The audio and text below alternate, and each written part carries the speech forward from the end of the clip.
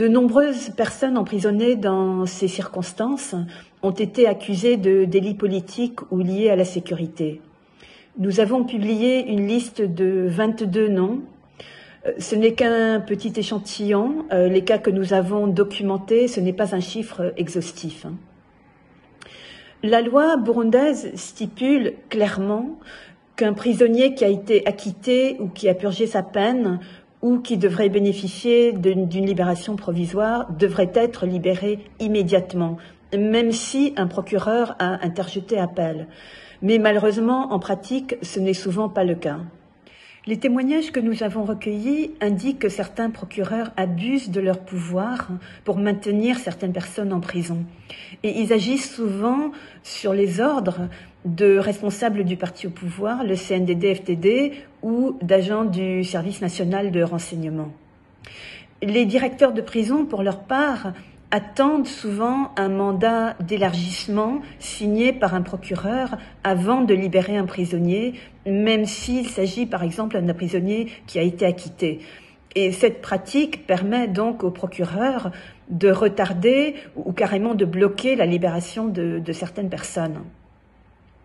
Tous ces problèmes sont aggravés par de longs retards, des délais au niveau des cours d'appel et particulièrement au niveau de la Chambre de cassation de la Cour suprême, où certaines affaires restent pendantes pendant des années. Dans d'autres cas, certains prisonniers restent en détention préventive pendant des années, bien au-delà des limites légales. C'est le cas par exemple de Christian Butoyi, qui avait été accusé de participation à l'assassinat de 3 religieuses italiennes en 2014 et qui n'a toujours pas été jugé 9 ans plus tard. Il reste en prison. Notre rapport décrit également un cas d'ingérence politique flagrante dans le processus judiciaire où, dans la province de Bururi, 3 responsables de la prison de Rumonge et 3 juges ont été emprisonnés et poursuivis en justice simplement parce qu'ils avaient respecté la loi et parce qu'ils avaient libéré 8 personnes contre lesquelles il n'y avait pas de preuves.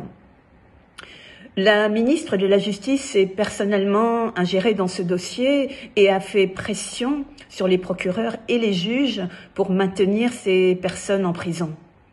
Actuellement, les 3 juges sont en détention préventive en attente de leur procès, tandis que les 3 responsables de la prison ont déjà été condamnés à 7 ans et demi d'emprisonnement.